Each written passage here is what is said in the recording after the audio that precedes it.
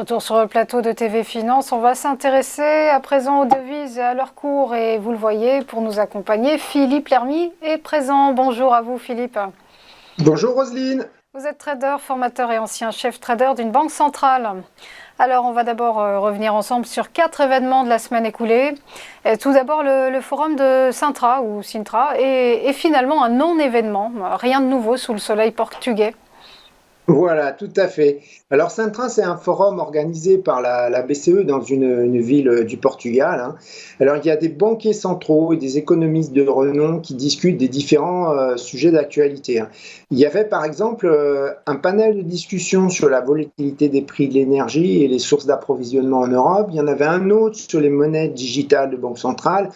Mais évidemment, celui qui nous intéressait le plus, c'était le panel sur la politique monétaire. Alors, on avait réunis sur le plateau Monsieur Augustin Carstens, qui est le General Manager de la Banque des règlements internationaux. On avait Monsieur Andrew Bailey, le gouverneur de la Banque d'Angleterre, et on avait Christine Lagarde, président de la BCE, et surtout aussi Jérôme Powell, le président de la Fed, hein. Alors pour le trading, on attendait surtout Madame Lagarde, hein, sur l'outil de fragmentation de la BCE qui devrait sortir lors du prochain meeting le 21 juillet. Donc on se rappelle que le 15 juin, elle a fait un meeting ad hoc en urgence, hein, puisque le marché voulait quelque chose. Il estimait que le remplacement des obligations allemandes à l'échéance dans le QE par des obligations des pays périphériques n'était pas suffisant, hein. Donc là, qu'est-ce qu'on a vu? Elle a botté en touche, elle a annoncé qu'elle ne dirait rien avant ce meeting. Enfin, ça, on le savait, hein. Par contre, elle a quand même été, elle est soucieuse de paraître behind the curve, hein, en retard, quoi. Donc par rapport ce que pensent les marchés. Alors c'est surtout quand on voit que les banques centrales, les autres banques centrales, la Fed, la BOE notamment, qui montent plus agressivement leur taux de directeur, elle a essayé de corriger le tir, hein. Donc à propos de sa mention de gradualisme qu'elle nous sort depuis quelques temps, en effet, gradualisme sur les hausses de taux futurs directeurs, hein, qui donc fait penser qu'elle est quand même, elle ne va pas augmenter les taux à une vitesse aussi grande que la Fed, hein. Donc elle a reprécisé son commentaire, elle a dit: n'oubliez pas que je n'ai pas dit graduel, point barre. J'ai dit graduel mais optionnel. Bon, en tout cas, ça n'a pas fait monter l'eurodoll pour autant, hein. Alors, du côté de la Banque d'Angleterre, il y a M. Bailey, le gouverneur, a indiqué que les hausses de taux n'étaient pas la seule option sur la table pour répondre à l'inflation. Bon, on n'en sait pas plus. Il a aussi insisté sur l'optionnalité de sa nouvelle Forward Guidance, c'est-à-dire le guide de conduite de la BE, hein, et il a dit qu'elle lui conférait en termes d'amplitude, d'allure et de timing, des possibilités pour les variations de taux directeurs futurs, hein. Et quant à Powell, donc le gouverneur de la Fed, il a indiqué que c'était important d'abaisser l'inflation, même si cela signifiait des difficultés économiques à venir, hein. Donc on n'a pas eu de grandes nouvelles, mais ça nous reprécise des choses qu'ils ont déjà dites, hein. Alors du Portugal, on passe aux États-Unis avec le Core PCE Index, à savoir les dépenses de consommation personnelle, et le chiffre qui suggère que le pic d'inflation pourrait être passé. Oui, alors le chiffre principal est en hausse, hein, mais l'indice hors inflation et énergie nous fait penser que le pic d'inflation est passé. Alors les traders ont aussi remarqué les dépenses de consommation des ménages américains qui ont encore augmenté, mais à un rythme sensiblement plus faible, hein, de plus 0,6% le mois d'avant à plus 0,2%. Donc pour le mois de juin. Alors ce qui fait baisser leur taux d'épargne disponible, hein, c'est le graphe que vous voyez à l'écran, car même si tous leurs revenus confondus augmentent encore à un rythme plus élevé, donc voilà, la consommation fait baisser leur taux d'épargne. Alors maintenant, si on le regarde, ce chiffre en dollars courants, c'est-à-dire déflaté, il y a une baisse des consommations, hein. On voit aussi dans ce chiffre que l'effet post-Covid continue avec une hausse des dépenses dans les services, hein. Ils ont dépensé 76 milliards le mois dernier, mais qui a été compensé en partie par une baisse des dépenses dans les biens, moins 43 milliards de dollars. On va parler à présent de l'inflation en zone euro et encore un nouveau record. La zone euro qui est en mode 8,6. Voilà, c'est ça. Elle a bondi de 8,1, 8,6 en un mois. Et malheureusement, les économistes ils pensent que ce n'est pas terminé et qu'il faut s'attendre à encore plusieurs mois de hausse. Alors, ce qui m'interpelle, c'est que l'inflation en zone euro, maintenant, avec 8,6% en annualisé, elle est exactement au même niveau que celle des USA. Or, la Fed, elle en est à sa troisième hausse consécutive de ses taux directeurs. Je vous rappelle qu'au début de l'année, elle était à 0,025% et maintenant, elle est à 1,50, 1,75%. Tandis que la BCE, de son côté, n'a toujours pas augmenté ses taux directeurs. Elle est encore à moins 0,5% et 0% pour le refi depuis septembre 2019. Alors, ça fait penser qu'elle est behind the curve, mais le raccourci est un peu simpliste, parce que quand on regarde la construction de l'inflation dans les deux continents, elle est différente. Les Européens, par exemple, consomment 2 fois plus d'énergie de nourriture, 26%, que les Américains, 13%. Donc, ce qui explique, comme l'avait dit Madame Lagarde, que l'Europe n'est pas les États-Unis.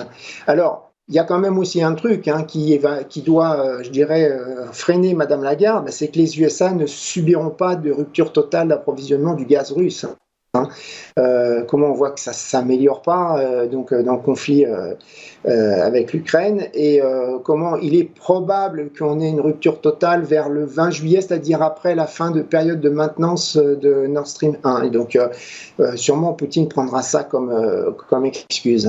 Alors quand on regarde le graphe, là on voit bien que dans la construction des prix de l'inflation en zone euro, en vert, on a les articles qui constituent le panier ménagère qui subit une hausse supérieure à 4% et on voit bien qu'ils sont nettement supérieurs en nombre. L'inflation, elle est généralisée.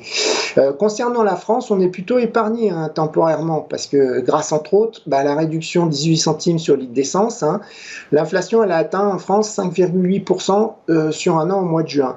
Alors, c'est quand même une accélération, parce qu'en mois de mai, on avait 5,2%, mais c'est à comparer avec l'Espagne qui subit 10%, l'inflation en Italie qui a grimpé de 6,8 à 8%, donc on est relativement protégé pour l'instant. À l'inverse, on a eu l'inflation allemande, elle a baissé de 8,7 à 8,2%, mais c'est comme la France, c'est dû à des mesures gouvernementales. Il y a le 9 euro ticket, donc c'est l'équivalent de notre pass Navigo qui a été bloqué à 9 euros. Et il y a aussi une baisse des taxes sur l'essence. Donc ça, le problème, c'est que c'est temporaire aussi. Alors la France, la principale contribution à la hausse, c'est comme une nouvelle fois l'énergie. Même si elle représente que 9% du panier de consommation aux biens et services des ménages. On revient à présent aux États-Unis avec l'indice des directeurs d'achat et c'est un indice qui montre des signes de ralentissement. Oui, alors il a baissé de 56,1 à 56,3. Alors il est toujours en expansion depuis 25 mois, mais dans l'absolu, c'est son niveau le plus bas depuis 2 ans.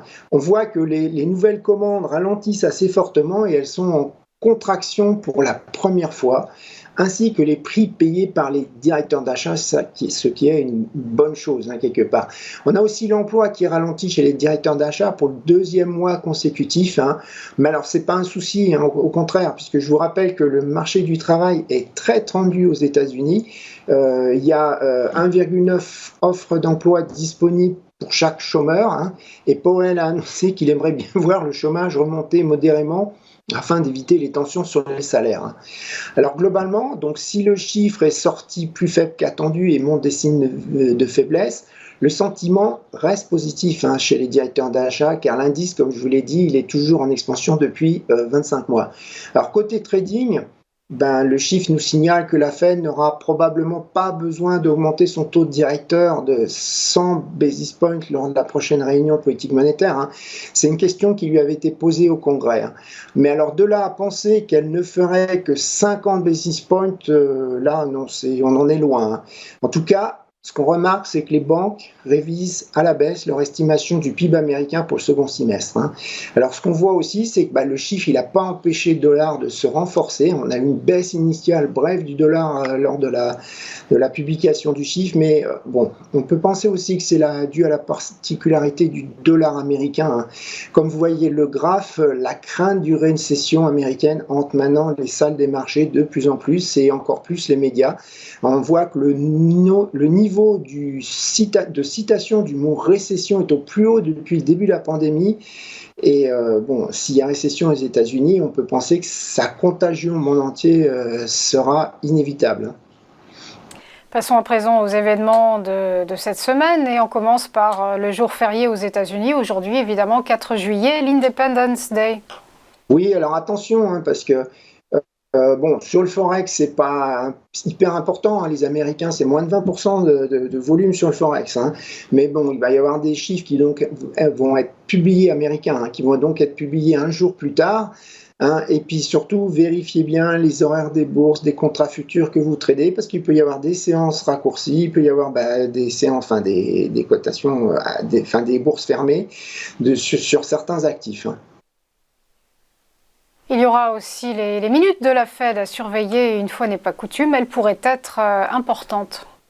Oui, tout à fait. Alors, le marché va probablement attacher plus d'importance au rapport sur l'emploi de vendredi, mais attention, comme vous dites, elle pourrait être importante parce elle pourrait nous permettre de savoir quels sont tous les éléments qui ont fait brutalement changer de décision les membres de la Fed. Je vous rappelle, au dernier moment, le lundi 13 juin au soir, donc elle a fait fuiter dans un article du Wall Street Journal et après un commentaire de Steve Liesmans, l'anchorman de CNBC.